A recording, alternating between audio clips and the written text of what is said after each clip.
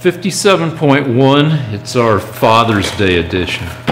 And tonight should be one of the yellier episodes, because this last week has been just crazily effed up in a number of ways.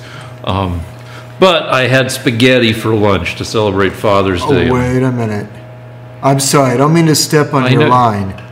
But I was told we needed to elevate this show. All right, I'm just saying that I can't have carbs, but I had carbs, and I paid the price, so what should be a lot of yelling from me might not be a lot of yelling, because I'm a little debilitated. Well, I'm glad that's all the information we got about it this time. Yeah, You're not going to go into any detail about the effect of the spaghetti or the carbs on you? Oh, I'd love to, because there's some stuff that goes on just crazy. All right, that's enough, Rick. We don't need to talk about it. But let me talk about, somebody asked about physics. I talked about it for half a second. I just want to talk about it for half a second more. The shape of space and the dimensionality of space. In the 1600s, the first guy to really address space was Newton with universal gravitation. And there's a little bit of evidence that Newton was really wanted to think about, why does space have 3 dimensions spatially and time 1 dimension and all that stuff? And then he's like, nah, it just seemed like too hard a problem. And he just assumed that what happens in space it has nothing to do with how space is shaped. That it's just space is just the stage where everything happens.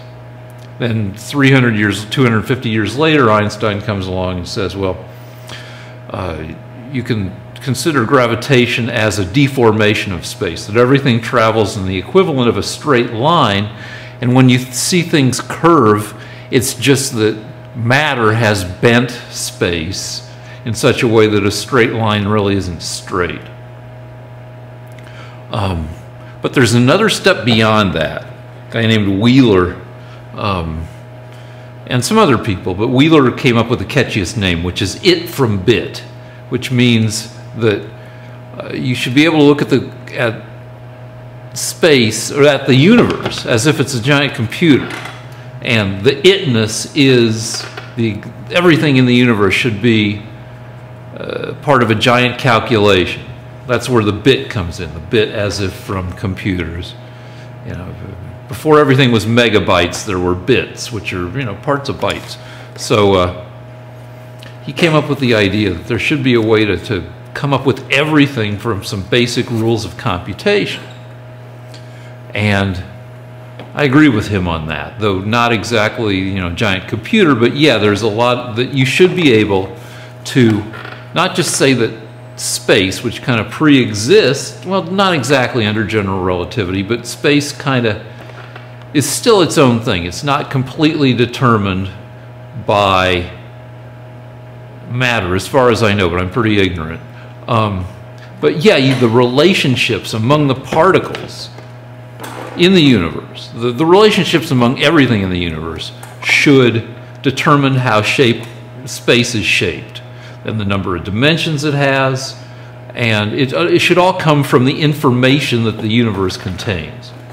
The space shouldn't have any existence independent from the relationships that are embedded in it. All right, that's enough physics. By the way, in terms of Einstein, did you read how his diaries contain shocking details of racism, that he was racist early? No. Did you read an article about that? No. Who was he racist against? Especially toward Chinese people. Well, that's crazy. How did he even know any frickin' Chinese? I mean, I used to work at the Sagebrush Cantina, which is a big kind of biker bar out in Calabasas. And everybody came. I mean, all sorts of different people came, including, some guys with, white supremacist tattoos. The 88, which stands for, I forget what it stands for, but it's racist. It's a subtle way it stands for Heil Hitler, because H is the 8th letter of the alphabet and stuff like that. And these guys were perfectly nice to me as I was checking their IDs. And I would get a little, well, I'd be relieved because they were generally bigger than me, but I'd also get a little annoyed by guys. I look like a frickin' rabbi. I couldn't look any Jewier, yet these guys with their racist tattoos, I'm not sure they even realized they haven't run into enough Jews in their racist lives to even know what a Jew looks like, even when he's Jewy looking like me. It's like, how can you be racist against a bunch of people you haven't even met? So, I mean, maybe he ran into Chinese people at physics conferences, or maybe there were some Chinese restaurants in Princeton or something, but I don't know, come on, Einstein. Let's just, when it comes to, shit like that, I guess he was no Einstein. That's not why they were nice to you. I've had certain dealings with criminals and with nasty people. Oh, and they've learned their lesson. No. Don't try to guess what I'm going to say. All right, sorry. It's not a game here. Okay. What it is this. When people are truly dangerous thugs, they're very polite and sociable right up until the minute that they're not. And the reason is that they wanted to get into the bar. They didn't want to spend the night in jail. They wanted to get into the bar and drink, or whatever it is they were interested in. And I've also dealt with criminals because I live in a very dangerous neighborhood, and they're very polite because they don't want any trouble from the cops so they can keep doing what they're going to do. And then if they're going to do something to you, you don't know it. They don't give you any warning. Well, yeah. They don't say, hey, I'm going to get you, pal. What they do is they just do it. So that's it. These people at the bar, they knew what they were doing. They just didn't want any trouble that night. That makes a lot of sense. And that's similar to some of the gyms I go to have guys who are obviously on steroids.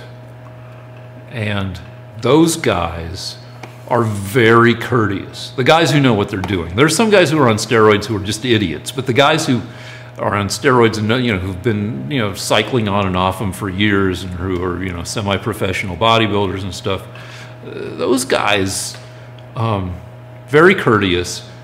I feel because they're very aware of their mental state and the potential for volatility, and thus or monitor themselves so they don't. They're like, I could get really mad right now, but it may be the steroids, and that would be stupid, and I'm just gonna be courteous to everybody. No, your true criminal is I could tell you a number of stories, but I remember that I saw this big, huge guy, and a friend of mine, a woman, and she was drunk, and this was when I was in college, and this guy was sort of helping her into a car, and I didn't like the looks of this guy, and I thought, what is he doing helping my friend into this car? And so I went up and sort of made my presence known and say, what's going on? The guy towered over me, and he was extremely charming. I mean, he put out his hand, he was friendly, he smiled, and by the time we were done, I thought, God, I wish I could go in the car with these guys. Who knows where she's being taken, but I'm sure it's very nice. The next day, I found out that he was a hitman for the mafia. And that's the deal: is you don't want trouble when you're really a bad guy. Yeah. Well, I'm not saying bikers are bad guys. Most of the people at Sagebrush were very nice people and very courteous, and I feel like even the super badasses there, I agree with you, were nice because there was no point in not being nice. And some of those people had probably been in some shit before, and had learned, I mean, the people who get into hassles at bars are often amateurs, especially LA bars, because, I mean, like if you get in a hassle in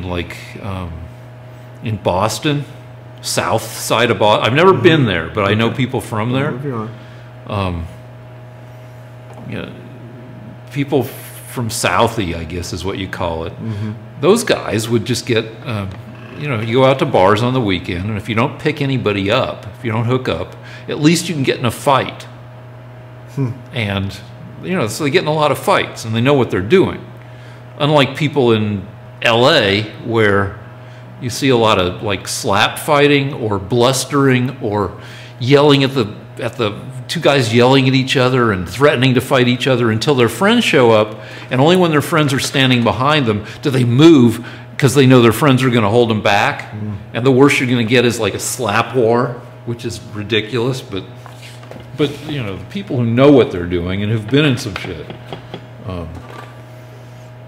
tend to not need to get in some shit for no reason. I knew a guy that used to get in a fight every Saturday night because he was crazy, and it was horrifying. But he had fun, probably. Even if he didn't lose. I mean, he needed that, and it was he always ended up disfiguring his opponent. Anyway, so do we have any political discussions? Before we start, can you give us an update on the painting, Lance? People have been asking for more close-ups on what I'm doing, and that would be good, because, I mean, there are people that tune in to our show to hear Rick's views on physics, and a lot of them are following him, and I found that there are a few people that are sort of interested in the progress of the painting. It's a little hard to photograph, I think, what's going on, but I try to remind our director to get close-ups. And I think the reason he doesn't do it is because of the drama of our facial expressions. And you spend so much time, you guys argue so much, there's very little art. Yeah, I mean, here's the thing. It may look like nothing is happening, but really what I'm doing now is I've put the tones on. So the details are all there. But one of the worst things you can do in art is just put a whole bunch of details down. That's a sign of an amateur. And what you can do with oil paint is you can keep mothering it. So I put down the details slightly the wrong color and slightly the wrong shade of light or dark, and knowing that I'm going to move them around. And Rick's arm presents a unique situation because it's got the most detail of any part of him. And so what I'm trying to do is get that detail without making the painting look amateurish. So I've put the detail down, and now I'm just mothering it as much as I can. And mothering it means blending it, dragging it around, adding texture, flattening the texture out, trying to put the veins in, but trying to have them look 3D. Well, someday this thing is going to hang in a museum, and people are going to check out the art. Well, not people, but half robot, half people. Yeah, I don't know. You're optimistic. Go ahead. Is it possible for you just to rule like a 30-second to a minute from beginning to end how this painting started? For the folks that just joined us. Oh, the folks that joined us? Well, it started with us spending an inordinate amount of time drawing it on. And for that, I was standing way back, like 20 feet, and I was just drawing it on in charcoal. and thinking about what the theme would be. And I guess you guys will see the theme develop, because I still am going to use Rick for that as well. I'm going to put Rick in the background, so he'll have 2 spots in this painting. And then I've just been painting part to part. I started at the head and just worked my way down. Okay, you've implied something that we should probably make explicit, which is that if you're going to do a good realistic painting, that painting has to be painted. The artist has to have a consistent location in space. Well, what I've done is I started standing up, but then as I get closer, I try to lower my body so that the angle remains the same for each part. So unfortunately, the drawing the angle on the drawing is accurate enough that I'm not going to suddenly be painting it from here or here. Like I see what angle my head was at, so when I put the details in, I try to be at the same Among angle. other things, Lance is an expert on perspective.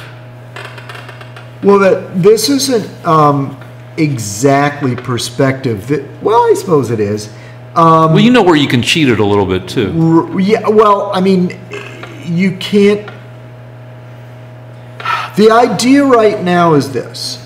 There are people that will start a painting 20 feet back, and then it has the amount of blurriness that a painting, that a person would have from 20 feet back. And because, can I say, because most people aren't looking at the painting from 20 feet back. They're looking at it from, a museum length, right? Well, the idea is this. When you do a painting, you have to figure out whether you're going to do it as if you were... Okay, if you were to paint a battle scene with hundreds of figures, the people way in the background would be very blurry. Now, on the other hand, if you were going to paint a beetle, like a little insect, it would be in very sharp focus because you'd only be a few inches away to get all the detail in. So the idea is when you're painting a figure like this, you have to determine how far back you are to make the painting consistent to what you'd be able to really see. So I determined at the beginning of this painting that my level of detail would be right up here. So I'm painting whatever you could see from inches away from him. And I have to stand back to get the proportions right. Now, if I was to paint another figure in this painting that's behind him, that figure would have to be 20 feet back and be correctly in blur in relation to this figure. Does that make sense? Yeah, well, also, the Mona Lisa, if you go online and you look at it, Mona Lisa. Da Vinci he's kind of known for coming up with a lot of distance effects. Like if you look behind the Mona Lisa, she's got hills behind her and junk. Okay. And the atmosphere, everything kind of gets bluer the farther. She has hills and junk? Just, she's got landscape. She's in the middle of a landscape that goes back for miles. And the farther back the details are, the bluer they are, because Da Vinci decided that was an effect of looking, farther and through more and more air. Is that kind of correct? Yeah, and it's called atmospheric perspective. And he was right about that. The further back things are, the more blue they are. So, I mean, the whole deal is trying to render Push your hand back. In this case, it wouldn't be possible for there to be any aerial perspective, though, because you have to be, I don't know, half a mile back for there to be aerial perspective. But let me show you one thing about perspective and why it's important. There's been like a trend of greeting cards and memes with dogs where the photo was taken from inches away from the dog's face. So the dog's nose dominates and looks huge and it looks really cute. So you have to, and that's a choice of perspective. You're taking the picture from this far away as opposed to 10 feet away where the dog looks like a normal dog. And if you can zoom on me as I get closer to the camera, my nose is going to get bigger and bigger relative to the rest of my face as I get closer and closer to the lens until it would be unmistakable if you're a white supremacist at the Sagebrush Cantina that I'm Jewish. All right, so Lance has expertly picked a place in space from which to express the painting. As a model, Rick, what goes through your mind when you've modeled before nude, you've modeled with clothes on? We always hear from the artist's perspective. What's your perspective from a model? All right, so my main concern... And repeat the question, sorry. Okay, my main concern as a model, I mean, it's changed over time. I used to get naked, up to 10, 15 times a week. It used to be my main job at various times in my life. And my number one concern was looking down and seeing that if you're doing a hard pose, one that activates all your muscles, as if you're going into battle, there are muscles that yank on your wiener, that kind of pull it up and away as you're getting ready to do battle. Because you don't need your thing flopping around while you're, sword fighting. And I'd look down and I'd be like, my penis right now is half an inch long. It's just buried in it's called bird in a nest, or egg in a nest. And I'd be like, that's just, because I started modeling. I'd broken up with my girlfriend back in Colorado. She didn't want to see me naked anymore. So I'm like, F you, now everybody's going to see me naked. She blew me off for a guy who had a worse body than me. And this offended me. I'm like, regardless of anything else, I'm like, come on, I worked so hard to get this. Now you're blowing me off for this other guy. And so I started modeling naked. And I had the hope that I would get a girlfriend out of it. I never did. But I would feel sad if I'd look down and see that my thing had retracted all the way into me. Because, that I know that size doesn't matter, but geez, anyway, it was also... I just want to say, I've seen Rick's Winkle many times, and it's just fine. Yeah, it varies, though. And even worse, one time wait, I just want to say, you would not want that thing sticking you in the eye. Okay. So... all right, you were going to tell the story. Well, this didn't happen to me, but it happened to my wife. She was taking a drawing class, and the model took a break, and then she came back and assumed the pose, and she had toilet paper trailing from her crack. And my wife... Wait, your wife had... No, my wife was a student taking an art class at the university, and the model came back and she has some trailing a little toilet paper, which my wife felt very bad for the model. That never happened to me. That's like the shoe and the toilet paper, but this was the crack. It's even worse. But a couple times, in some art classes have you do action poses. Start off, everybody warms up, where the model does, a 30-second pose, like 10 30-second poses in 5 minutes. And then some minute poses, some 2-minute poses. So you end up doing a lot you end up getting into a lot of weird positions. because you're doing 20 poses in 15 minutes. And a couple times I remember I'd end up kind of all bent over and looking at my nads.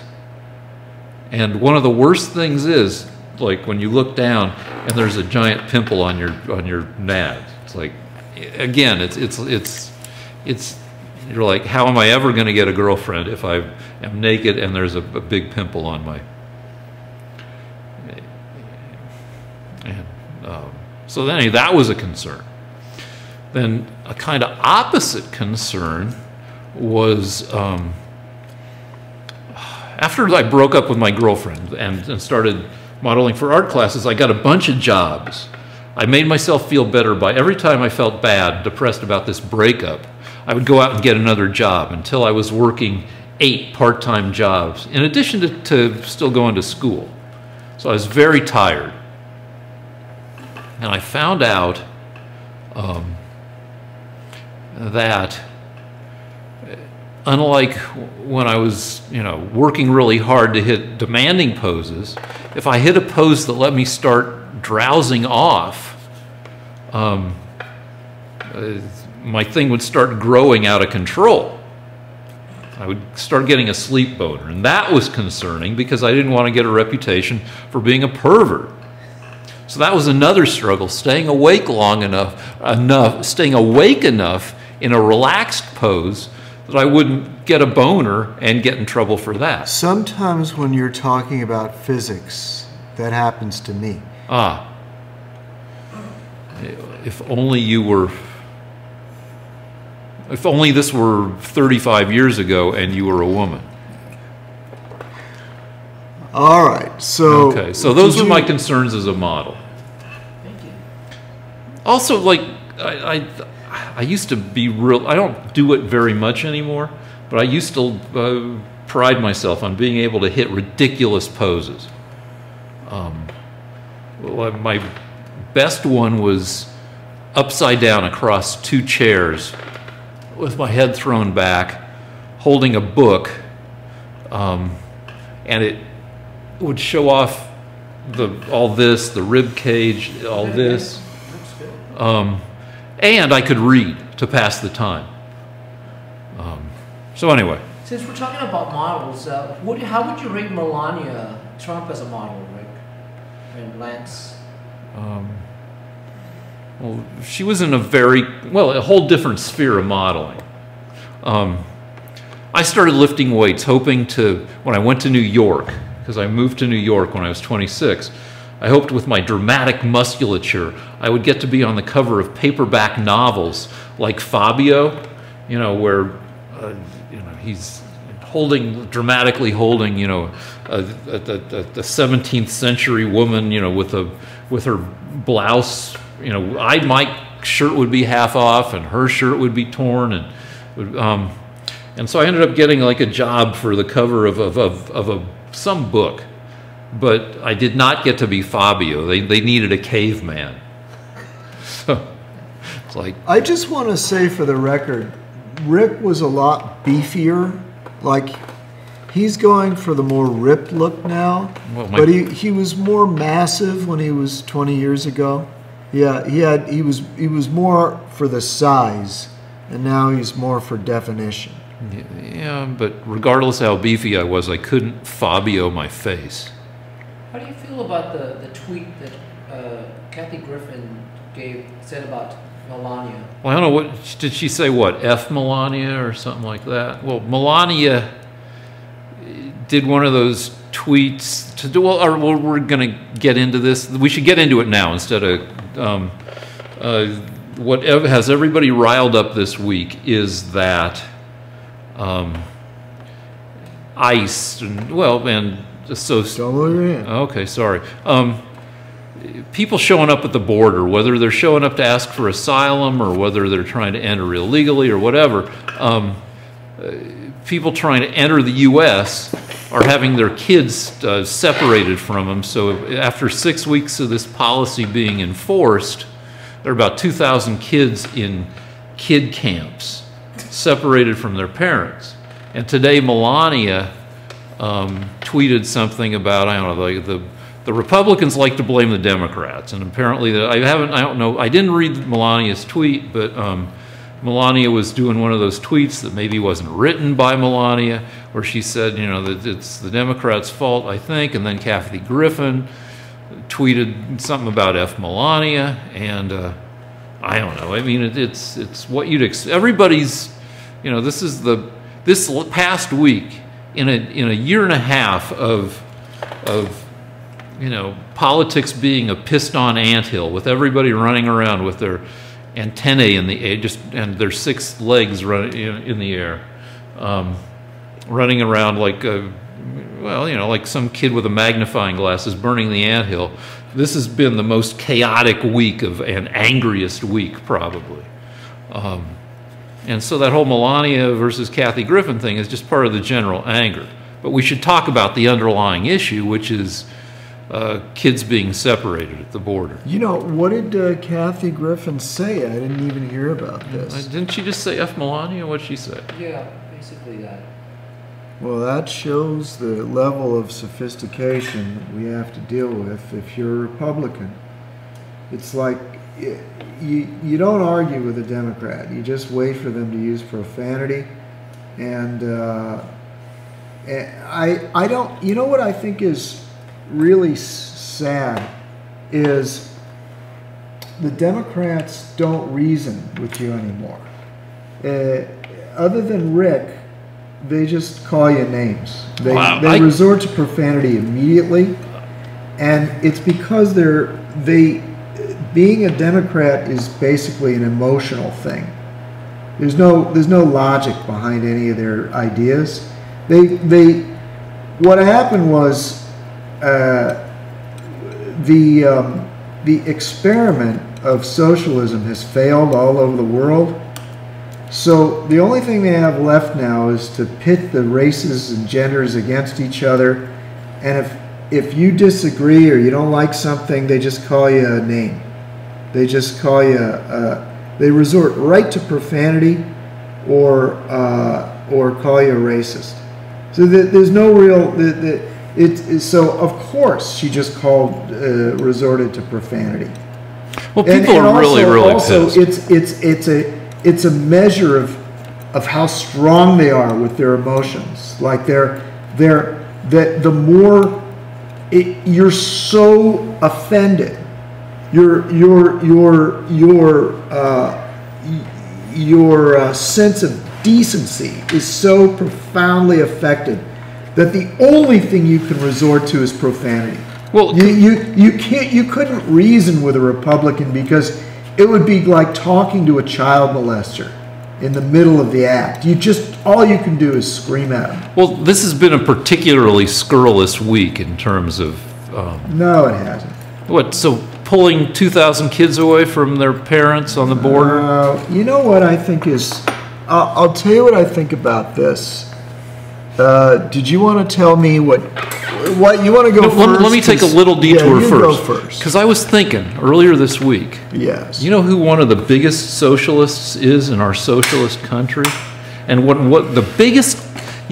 I mean, we are... Don't talk with your hands, all right, boy. Sorry. You know what the most socialist thing in the world is? Huh.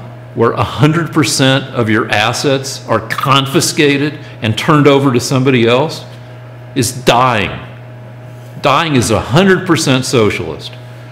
All you're at, you can't take anything with you, and all your shit goes, all your money, houses, cars, paintings, jewels, they go to some other bunch of assholes. That's socialist. And, you know. Well, I think your logic is impeccable. Did you want to go right to the child killing or stealing argument? All right, so what's your argument? We got to stop stealing children? Well, I don't know, because it's terrible. It's been going on for 6 weeks under the current policy, and 2,000 kids have been put in the child camps. I know there's some precedent, and you can argue, you know, people like to argue, but it wasn't something that was enforced with zero tolerance under Bush or Obama. But the elections are 20 weeks away, In 6 weeks, 2,000 kids have been pulled away from their families. After 20 more weeks, you're going to have 6,000 or 7,000 more kids in kiddie camps on the border.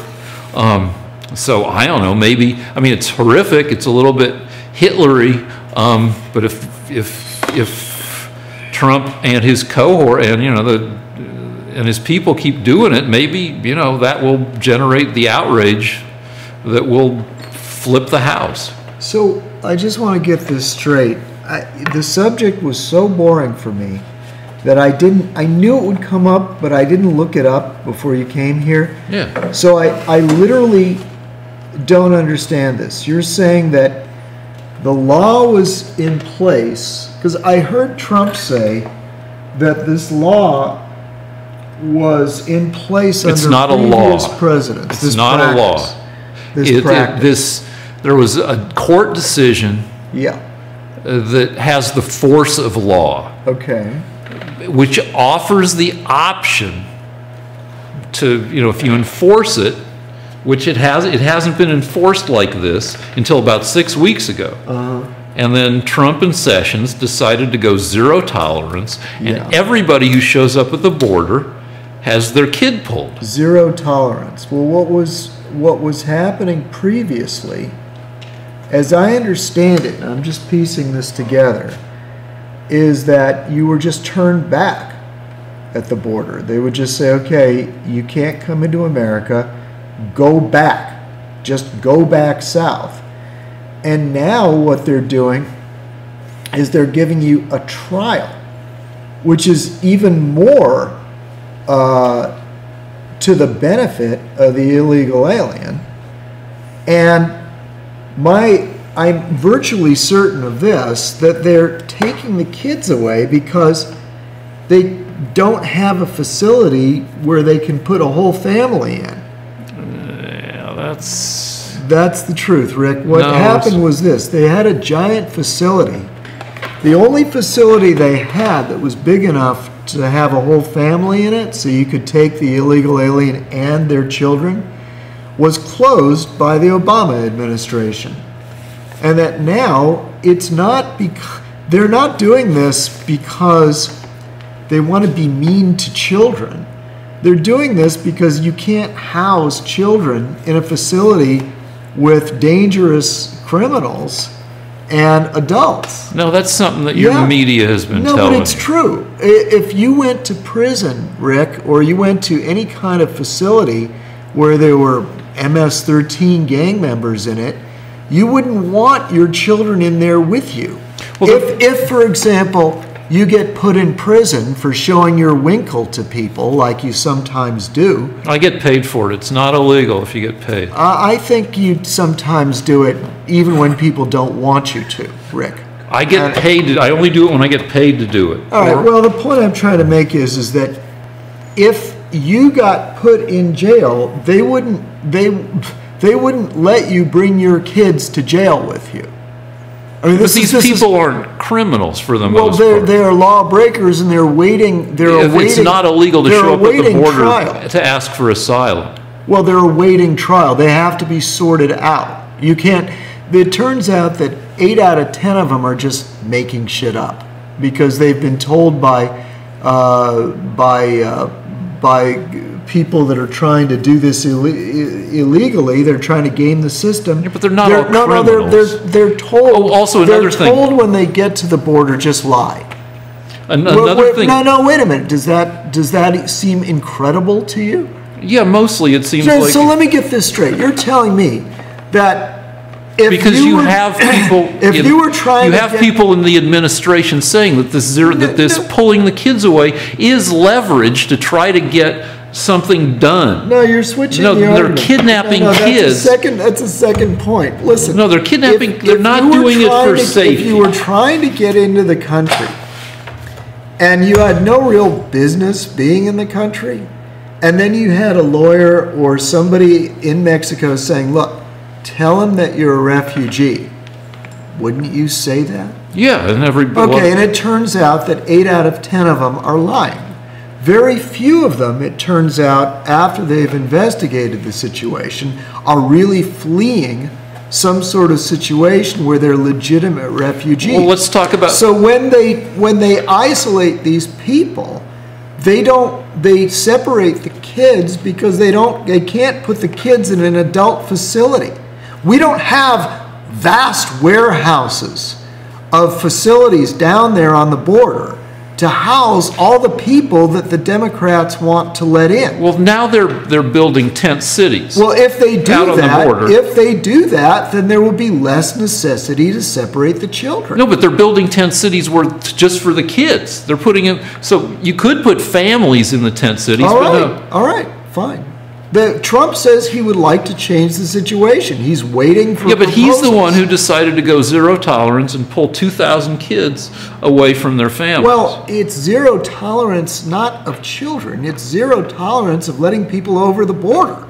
No, it's everybody who shows up with a kid has the kid pulled. Yeah, because he is zero tolerance of illegal aliens crossing the border. No, zero tolerance of people keeping their kids when they show up at the family. Also, they're separating the kids because if you get pulled over for drunk driving and your kids I know, that's the argument. Yeah, that's the argument. Then you can't bring your children into the drunk tank at the police station. The kids will go one place and you'll go to the drunk tank. So that's what's happening, Rick. And wait, I'll tell you why this is happening. No, but wait, the response to that is that if you get pulled over for drunk driving, you've committed a crime. As are these people. People who show up asking for asylum are not committing a crime. 80% of them are lying, and the other 20% who are telling the truth, you have to have some system of where you put them. Yeah, but you're treating and furthermore, if the problem is that you're trying to save your children from this terrible violence, then you'll put up with it. You say, you know what? In order to get away from Guatemalan gangs, I will let the authorities put my kids in one place while I await a hearing. You can't get away from the immigration. You can't get away from Guatemalan gangs anymore. That's no longer a reason. Sessions narrowed it. So if you're running away, if you're fleeing your country because of gang violence or domestic abuse, that's not a good enough reason to come here, which is fine with me. Because what that means is that people in Guatemala will have to get their act together. You know what? If there's crime in Spain, I don't get to go to America. Well, you used to be able to get to go to America. No, because a refugee is somebody who has been where their country was invaded by the communists or the Nazis, and there's a war, and you literally have to flee for your life because there's planes dropping bombs on your village. That's not refugee. If your husband beats you, that doesn't make you have refugee status. Or if a gang status. says, join the gang or we're going to kill you. They do that in Chicago, Rick. They're doing that in America. Wait, we're not talking about Chicago. No, we're talking about Guatemala. What I'm saying is there are places all over the world where if you don't join the gang, they get you. Are we supposed to take 1 billion people now? We don't get 1 billion people. Well, we would if the Democrats had their way and opened the borders. If you look at the rate at which people show up at our border, it's up and down month to month, but it's roughly constant over the past 7 years. It's not like we've got a refugee crisis that just showed up. Rick, there are people that estimate we have 30 million illegal aliens in this country. The people in the people that you listen to on podcasts. The most conservative estimate is 13 million. Is 11.3 million. Okay, between 11.3 and 30. Yeah, except the 30 you only hear that from the podcast you play at the top. And you only hear the 11.3 from Democrats. From the government. No, not the government. The government says 11.3. Okay, the government is basing their statistics on asking people, are you here legally? And if they say, no, I'm not here, then you don't count. That's not all that they do. The government statistics are poor. The best statistics are well over 11 million, but that's irrelevant. The point is, you Democrats will have 100 million because you want an open border. That's not true. This is all a fraud. It's all a fraud. One, you want an open border. That's not so true. So that you can bring in as many Democrats and in fact, as you can. we've argued about this a bunch of times. Wait. I'm going to tell you why all this is happening. I don't want an open border. No. Yeah, but your policies will give us an open border. And I've asked you repeatedly how many people you want to bring in, and you can't give me a number. All right, I'll give you a number. Okay, what's the number? Let's say, well, every year they catch, on average, about 500,000 people trying to enter, asking for asylum or sneaking over, whatever. And they turn away about 500,000. 250,000 every 6 months, I think, according to what I saw in a quick search today. That's too many. But, so... What if they're fleeing gangs, Rick? Well, there's those gangs you got to worry about. Yeah, those gangs are shooty as hell. And so we should take all of them. I'm not saying that because you're asking me, but like... So how many should we take? I'm okay with 100,000, 200,000 a year. And what happens to the ones that try and get over the border with their kids? Should we separate them from their kids? Or do we just let them in too? No, you leave, I mean, while they're going through the procedure, you let them stay in the frickin' horrible tent cities you're building for them as families. Okay. Well, all right, I'm going to just cut to the chase. Rick, I'm going to cut to the chase. Yeah. Because you skimmed over it earlier. Which because part? You dimly were aware of what this is really about. This is about blackmailing the Democrats to pass Trump's 4-point plan. All right, go ahead. The Democrats think they found an issue. What they do is they focus group issues, okay? And they've been looking around, focus grouping, and they found an issue. Hey, children are being separated from their parents by evil Republicans. That steams me up. And so forget about the economy doing well. Forget about North Korea being denuclearized. You want to vote Democrat, don't interrupt me, because he's going to save because Democrats will save the children from those bad old Republicans. Well, how stupid are you guys to give Democrats that issue? No, you gave us the issue because that's the procedure that was instituted by the Obama and Bush administration. Yeah, you like to say that, but it wasn't enforced until now. Well, it should have been enforced then. Oh. Why make a rule and then not enforce it? Because it's inhumane. It isn't inhumane. It's freaking inhumane. The reason for the law was to keep children out of facilities with adults. No, I wouldn't want my kids in facilities with adults. Your people, Sessions. Yeah, and it others, was to help the children. No, they said it's to make it more painful for people trying to get in and to be a deterrent. Your people said it. Your people said it. The words came out of their mouth. It's a further deterrent. You're making more miserable. Rick, it came out of Sessions' mouth. He didn't say that. We don't put children in adult facilities. That's not done in any action, anything. If you cheat on your taxes, if you go drunk driving, you never get to be in a facility. If the government, refugee camps around the world, children. We don't have refugee camps on the U.S. border. You know why? Because there is no war on the U.S. border. This is not Syria, Rick. All we have on the border is economic migrants that are trying to come in here and depress wages. What about the people who are running around away from gang violence? That doesn't count. That's not refugee status. That's crime, Rick. We don't need refugee camps on the border of the United States. Yeah, but you could between the U.S. and Canada and Mexico. Well, this is North America. This is not the Middle East. Yeah, but North America is north of Central and South America where a lot of bad shit happens. It's crime, Rick. You're not and by the way, why don't they stay in Mexico? According to the laws of international refugee crises, these are according to the laws in the international European communities, UN laws, you are no longer a refugee. You are no longer a refugee as long as you make it to a country where you're no longer in danger from that opponent, from that enemy. So as soon as these Central Americans, you clarify to me, got their butts into Mexico, they were no longer in danger and lost all refugee status according to the laws of all international refugee organizations from the UN to the European Union. Regardless of what you call them, they're showing up at the border.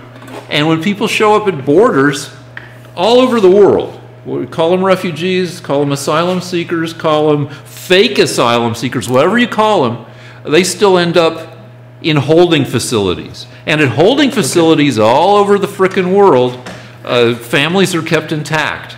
Show me another country that has this split up family deal going on.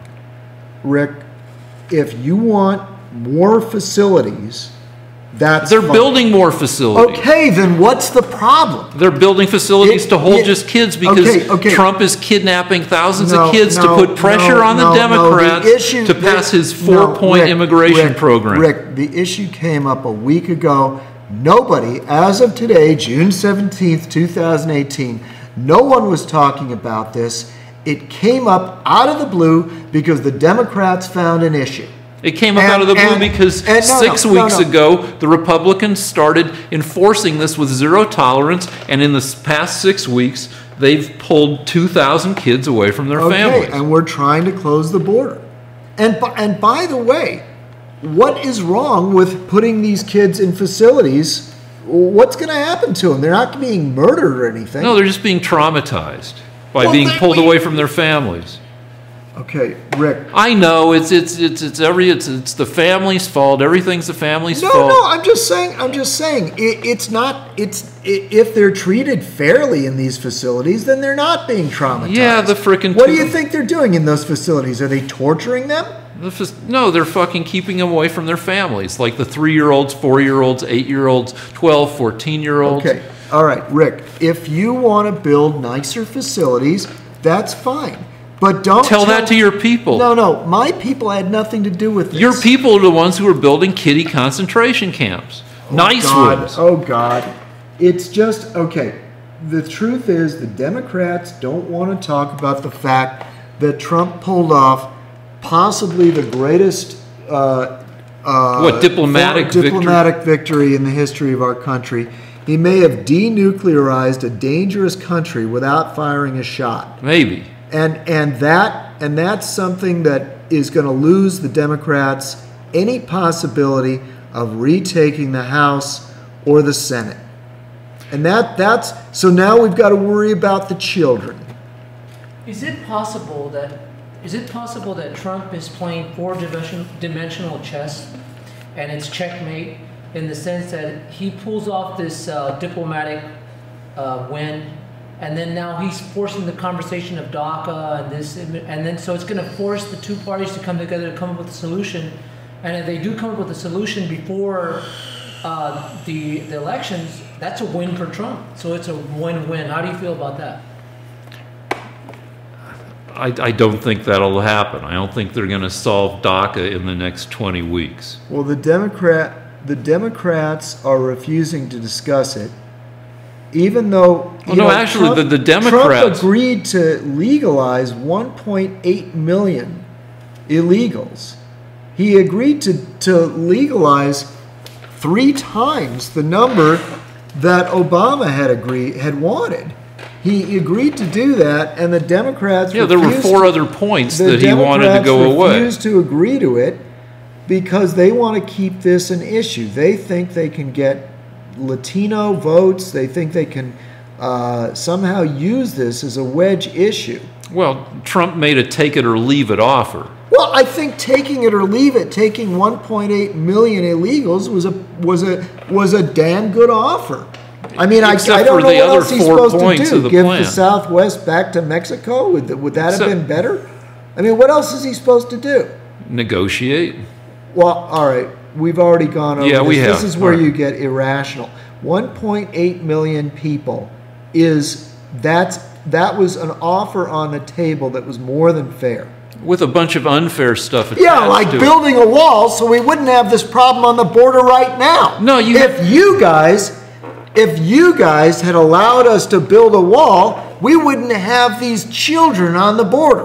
Because they wouldn't have come over. Schumer and the rest of the Democrats agreed to let Trump have billions of dollars to build the wall. No, they didn't. Yeah, they did. They did not authorize it. He needed $25 billion, and recently they found an extra $15 billion, and the Democrats refused to authorize it to be used to build a wall. They have done everything they can. The most recent bill we had, which was a massive bill with ludicrous spending, specifically stated no money in this bill is being devoted to building a wall. At various points, the Democrats have offered money for the wall. They have never offered money for a wall. You can look it up.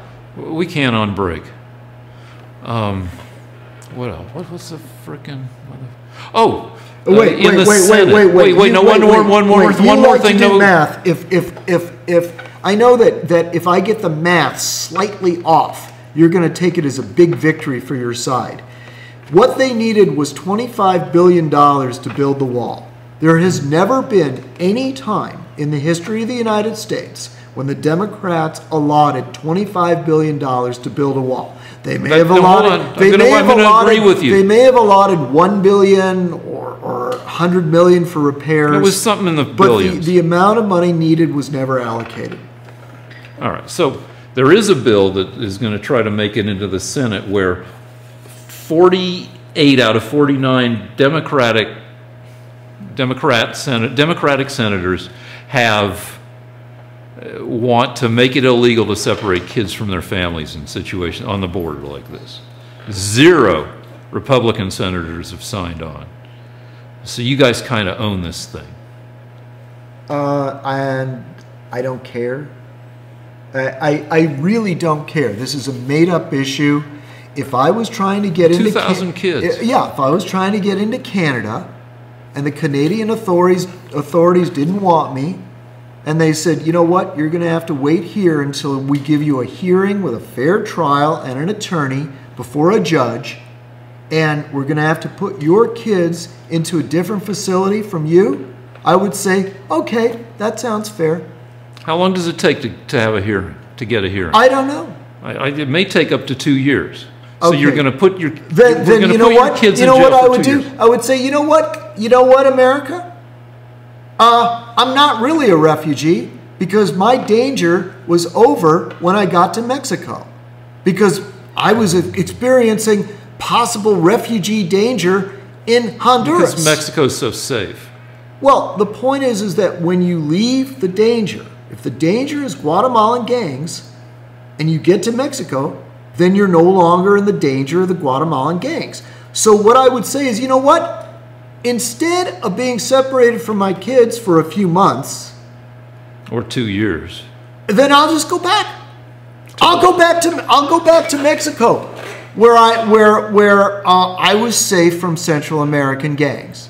That's what I would do. I would say, you know what? It's not worth it. Do people even have that choice at this once? They can go back. They can leave. If really they. No, they insist they want to stay so that they can get the fair hearing. So somebody shows up, asks for asylum, and then they say, well, we're taking your kids away. Then you can say, I believe you can say no. You know what? I'll tell you what. I'll leave. Just take me, put me in the car. I'll go right away with my kids. I don't know about that. Yeah, no, you can leave. If you insist on staying, then you'll have to. Then we'll take away your kids. Then we don't have facilities ready right now, Rick. Let me tell you something. If Jesus Christ occupied the White House right now, we do not have the facilities in the United States for all these people. We don't have the facilities. We might if we have a massive building program in the next few months, but we don't have it now. So this is a made-up issue, and you bought it. It's the same number. You're sitting there telling me about kid concentration camps, and what's happening is it's just a made-up issue. These are people that don't have to be here. They can go back, and they can take their kids, and furthermore, the United States doesn't have miles of warehouses to keep thousands of families. It's the same number of people, whether or not you keep families intact or not. They don't have the facilities because they would have to, a lot of these facilities for adults that are being kept are actually mean adults. Believe it or not, there are MS-13 There are violent people. There are, hard to believe, I know, Rick, but there are people that we really don't want in this country. And that's why we have hearings for them. And you don't want to put your little children in there. If you're so afraid of gang violence, Rick, don't interrupt me, you don't want to put your children in there with Guatemalan and Mexican gangs that we are holding in a facility for a hearing. Yeah, I wonder what the families would say if you asked them, do you want to stay as a family in this facility where there's a possibility? Well, they don't get a vote because we don't have the facilities yet. It's the same number of people. You have to house the same number of people, whether families are intact or whether you pull them apart. Because we have people that are used to childcare. We have foster homes. What is going on with the adults is they need extra supervision. They need a different kind of supervision. They need guards. They need because some of these people are violent that they're put in with. It's not a math situation. You have two different types of people. You have adults with some of whom are criminals, and you have children. So it's not just math, Rick. No, it's just math. It's just you guys trying to make it tougher. We're just mean. Yeah, we're just mean. It is. You guys say it's a deterrent. It's a further deterrent. Yes, it is a deterrent. You know what? If you're not really a refugee, you don't have to come here. Even if you are. Okay, if you are, you get a lawyer and a judge. That's the law that Trump is obeying. Yeah, but we're going to take your kids away while you wait. Okay. What are we supposed? What are we? It's not a priority for this country. Up until now, the United States has not made this. It's not like the Iraq War. You know, you get what you get. We're not a Holiday Inn down there. It's not. But now we're going to make it worse, even though there's nothing worse about the refugee crisis, because the amount of people trying to cross has been constant for years and years. We're trying to cut down the people trying to cross. Yes, we are. Yeah. Yes, we are. By fucking them over a little bit. By taking their kids. Rick, we're not a hotel. I told you, you can't put kids in an adult facility. If you want to build bigger facilities and spend billions of dollars doing that, that's fine. The Statue of Liberty, we're not holding a torch anymore, holding a double donger that, boom, goes right up your ass if you try to come into this country. Rick, we've accepted 70 million immigrants. In how many years? In the past 35 years? No. Oh, yeah. No. Yeah. No, yeah, last time it was 70 million since the 1970s, including illegal aliens. It's far more than that. No, we'll look it up. It was 60 million legal immigrants, and then another, I would say, at least 20 million illegal. And chain migration with a big dogger.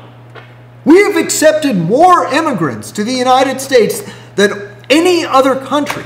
In fact, some people think we take more than the rest of the world combined. And now you want to stop it? Yes!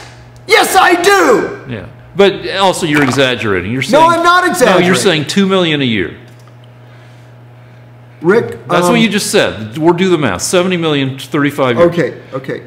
Wait a minute, guys. Wait, I need to make an announcement. At this point, Rick loves math.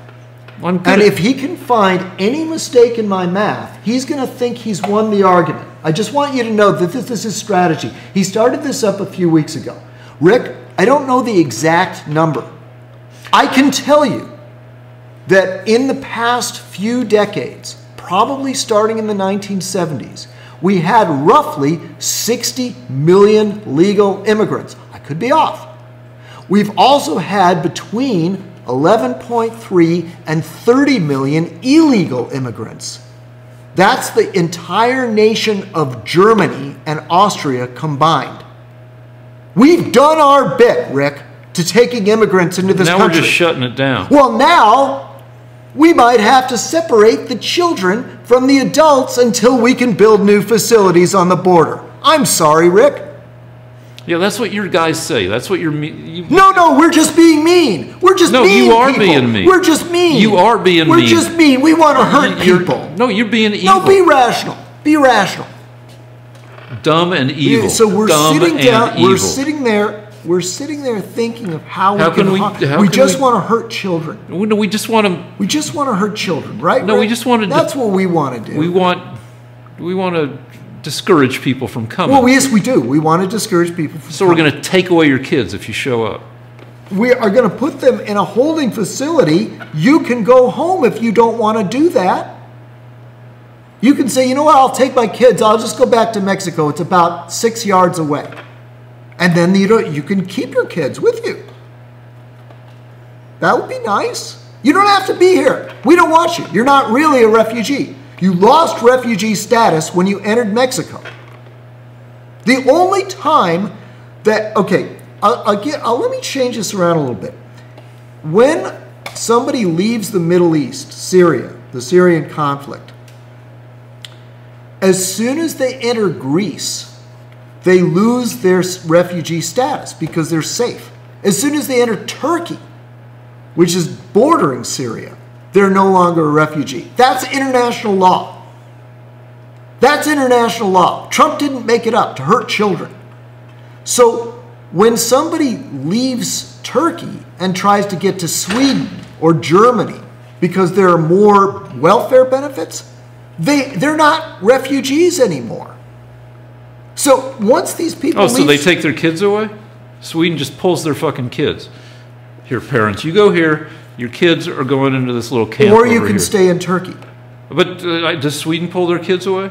You show up. You go Syria to Turkey to Sweden. When you show up in Sweden, does Sweden pull your kids? Does Germany pull your kids? Rick. Dumb and evil. They don't put kids in adult facilities anywhere in the world. Really? So, including Sweden. really? So Sweden, if we look it up, we'll see that Sweden, if you show up asking for asylum or saying you're a refugee, Sweden takes your kids away and they put them in a separate facility. They might. Oh, they might? Really? There's If the facility they have for you has Mexican gangs like MS-13 in it, because most of these people that are awaiting a hearing we don't want, then we don't put the children in with the adult criminals. That is true, sir. All over the world. And Sweden. Okay, Rick. And Germany. Rick. And France. There's nowhere in the world that you put children that are criminals. Okay, you don't put children in facilities for adult criminals. Well, you're treating everybody who shows up at our border as if they're zero tolerance means we have everybody no gets treated. We have no choice.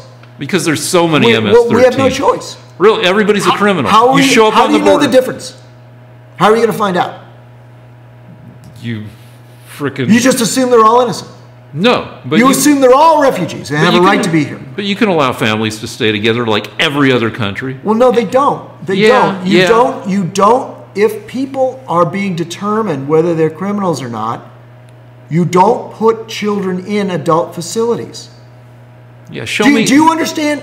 If you shoplift, they don't let you put your kid and Carol in the clink with you. Yeah. The difference is that I shoplifted.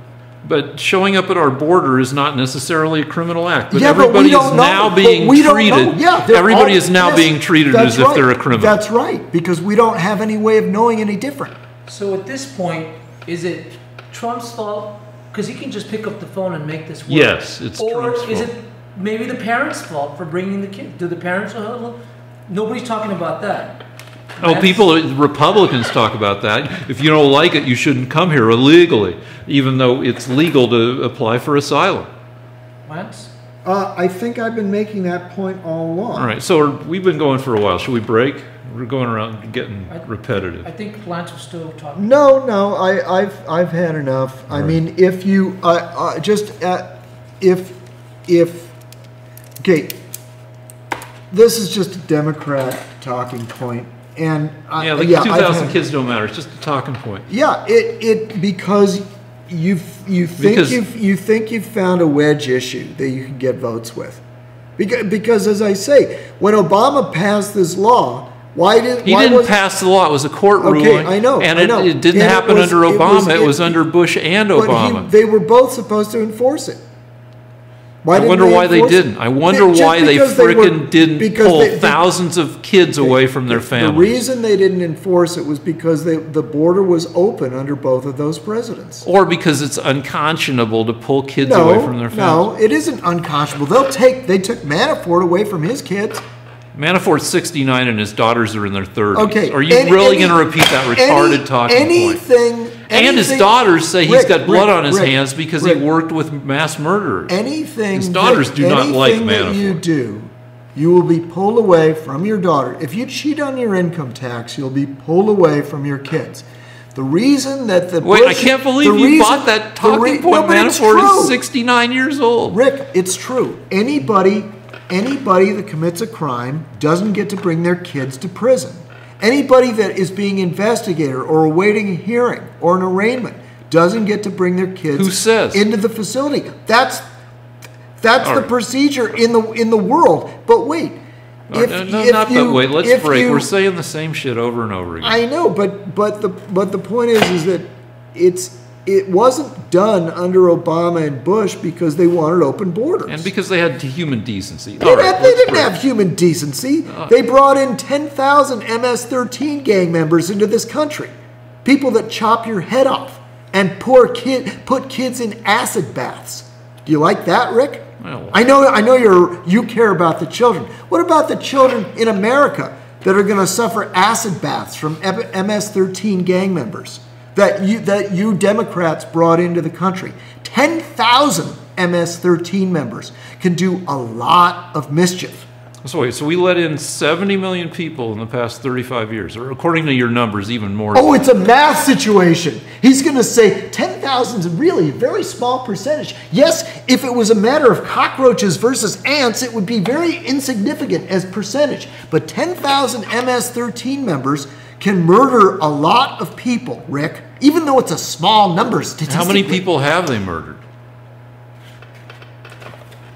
Because we're talking 10,000 versus 70 million, if your numbers are right, is 1/7 of 1%. Okay, so by the way, you know what? You use one person in 7,000 is okay. MS-13. Okay, and it drives up the crime rate from murder and torture murder dramatically because they're the most lawless gang in the world. Yeah, they're bad. And they cut your head off and they put your kids in acid baths. And that's what you Democrats brought into this country because you didn't want a zero tolerance. And with that, let's break.